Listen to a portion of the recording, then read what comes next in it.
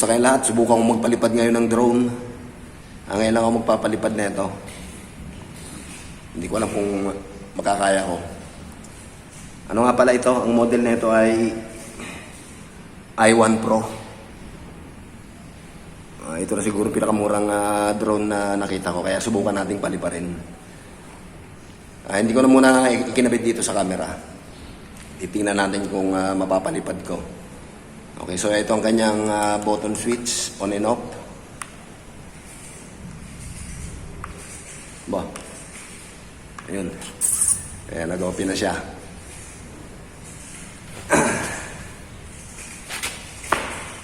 Lagyan ko kaya sa bangko.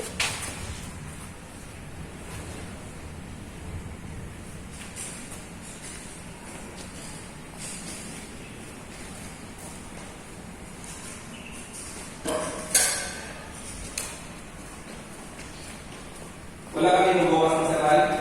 Hindi ko siya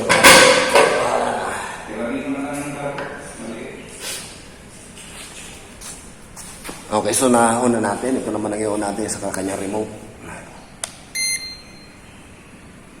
Then para mag-balance sila, mag-jive silang dalawa, up and down ang pindot dito. Pwedeng sabay, pwedeng isa lang. Pag nag-stable yun, ibig sabihin, magkakonekta na silang dalawa. Iisa na sila. Then, para ma-repress, 45 degrees pababa. 3 beses.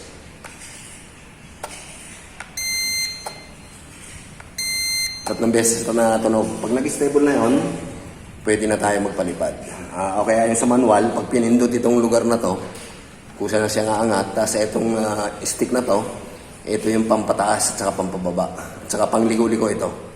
Then ito, forward, backward, turn left, turn right. Okay, tignan natin. Subukan natin.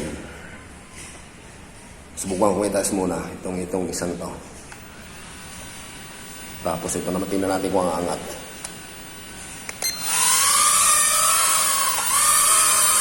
Okay.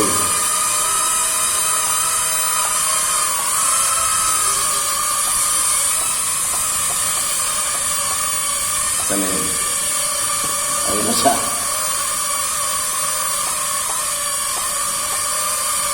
Bali ngayon lang ako nagpapalipad na ito ngayon.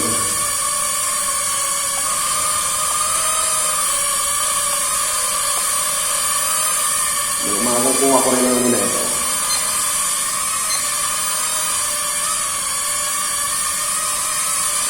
So, nag-aaralan ko pa lang kung paano siya lumilipad. Uy!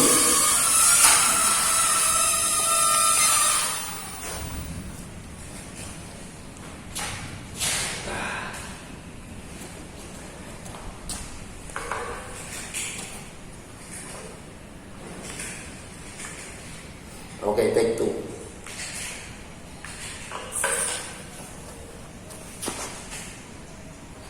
Ito naman ang iwan natin.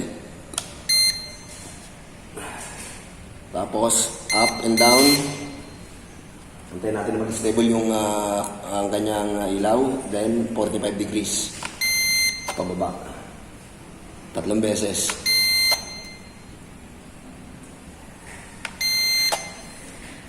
Then, subukin natin paliparin. Ito lang muna natin ang pipindutin natin. Ito kasi pampataas. Subukan natin. Dito natin kukontrolin sa stick na ito. So, papababain. Ayan. Hindi nakikita sa camera. Ayan, binababa ako. Subukan natin paliguin.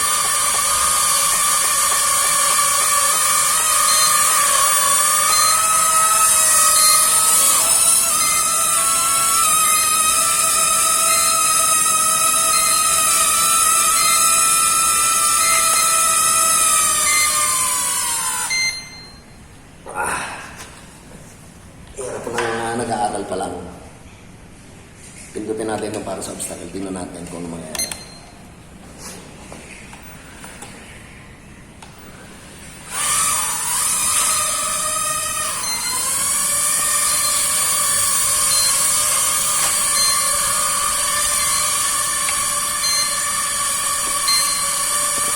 Ay, na siya.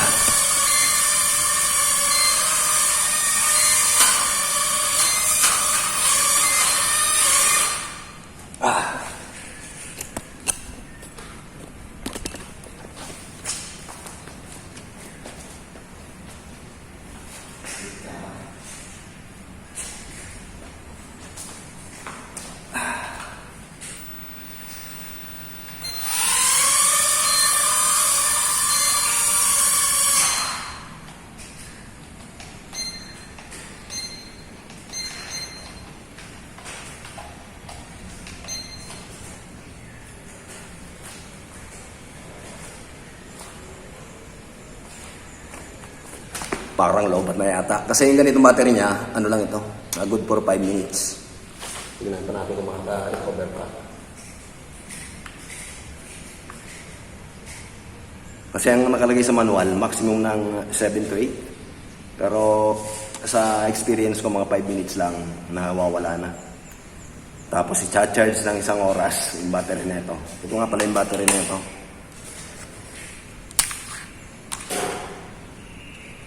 May ano yan, may saksakan dito. Sa USB.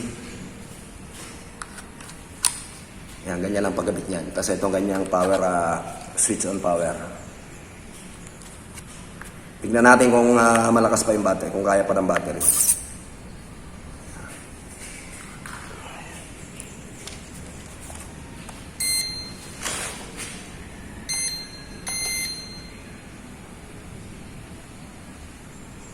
Wala ayaw na mag-stable. Ibig sabihin, wala na ito.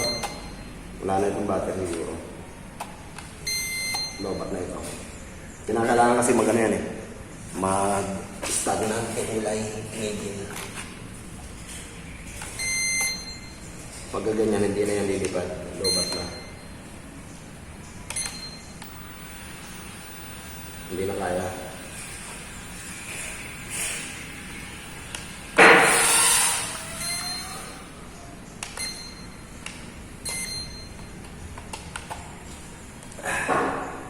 Okay, saka na lang ulit. Talagang hindi na kaya. Lobat na naman ulit ito.